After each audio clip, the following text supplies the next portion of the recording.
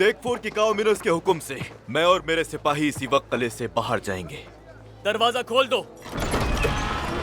रुको। बाबा ने अपना इरादा बदल लिया। उनका कहना है कि हम अगर इकट्ठे जाएं तो बेहतर है। चलो।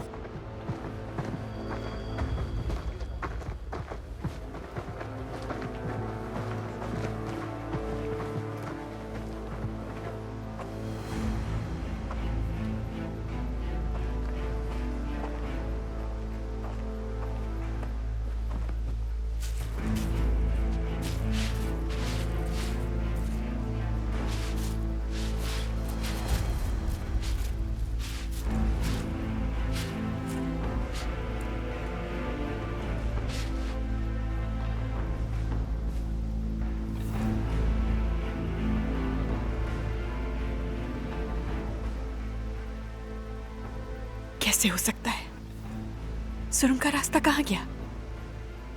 मुझे यकीन है मैं यहीं से आई थी।